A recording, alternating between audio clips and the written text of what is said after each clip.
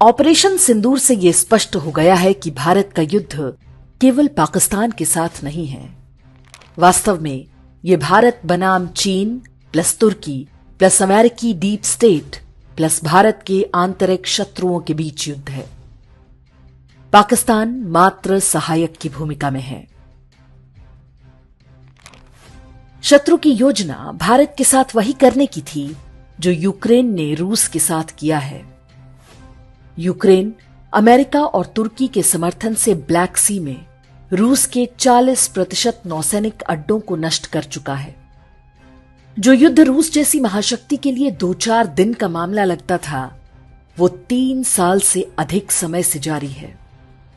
अब तक रूस के लगभग 70,000 सैनिक मारे जा चुके हैं। इससे भी कहीं अधिक सैनिक इस युद्ध में अत्यंत गंभीर रूप से घायल हुए हैं। अमेरिका, ब्रिटेन, तुर्की और नाटो के सदस्य इस युद्ध को पर्दे के पीछे से लड़ रहे हैं। पाकिस्तान ने भी उस युद्ध में अपना काफी हथियार और गोला बारूद भेजा। सामरिक रूप से देखा जाए तो रूस विजयी लगता है, लेकिन उसने इस युद्ध की जो कीमत चुकाई है वो बहुत अधिक है। रूस की पूरी युवा पीढ़ी खप रही है। उसके ही भाई समान देश यूक्रेन के लोगों को प्यादे की तरह प्रयोग किया जा रहा है। अब तक के अनुमानों के अनुसार यूक्रेन के भी 40,000 सैनिक मारे जा चुके हैं, जबकि घायलों की संख्या लाखों में है। ये रणनीति भारत के लिए भी थी। ऑपरेशन सिंदूर से 1 सप्ताह पहले हमने इसी विषय पर एक वीडियो बनाया था, जिसका शीर्षक था ताकि रूस की तरह फंस जाए भारत। बहुत सारे लोग इस बात से सहमत थे, जबकि बड़ी संख्या में लोगों ने इस दृष्टिकोण के लिए हमारी मंशा पर ही संदेह जताना आरंभ कर दिया। उस वीडियो का लिंक हमने डिस्क्रिप्शन और कमेंट में दे दिया है, आप चाहें तो उसे देख सकते हैं। ऑपरेशन सिंदूर के पहले 3-4 दिन की गतिविधियों ने हमारे उस वीडियो में कही गई बातों पर मुहर लगा दी है। एक शेर सैकड़ों जंगली कुत्तों को मार सकता है, लेकिन वो अंततः स्वयं भी घायल हो जाता है। चीन भारत को विकास से रोकना चाहता है। अमेरिकी डीप स्टेट का भी यही लक्ष्य है। इस शतरंज में पहले उन्होंने बांग्लादेश को मोहरे की तरह बढ़ाया।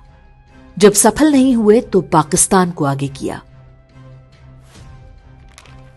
महाभारत के युद्ध में कौरवों ने अर्जुन को त्रिगर्त नरेश के साथ उलझा दिया था।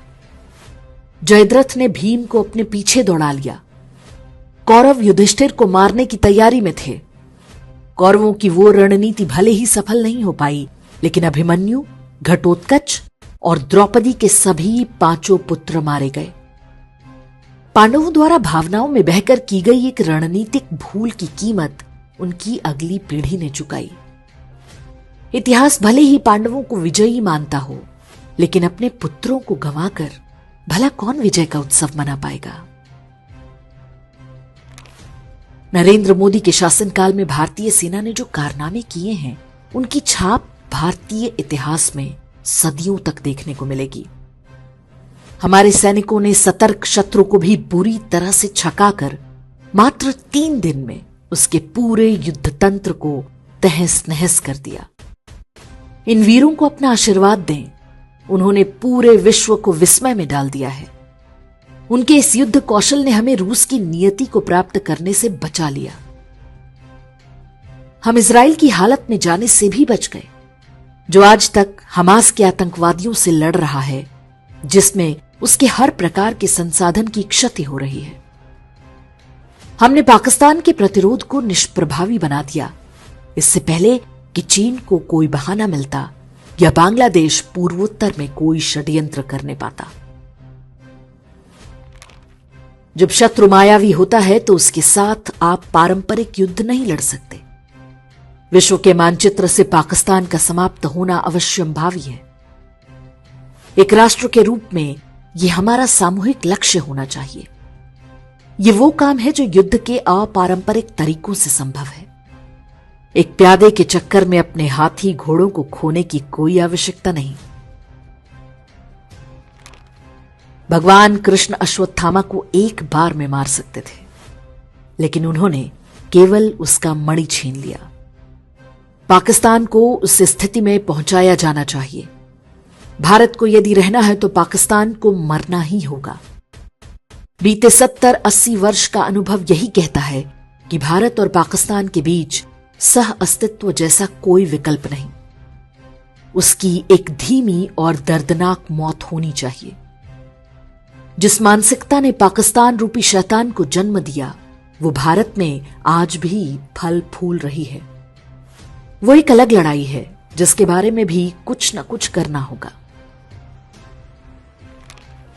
ऑपरेशन सिंदूर में अपने एयरबेस और अन्य सैनिक ठिकानों पर हुए नुकसानों को पाकिस्तान फिर से ठीक कर लेगा, लेकिन उन घावों को नहीं भर सकेगा जो उसके मन मस्तिष्क पर हुए हैं।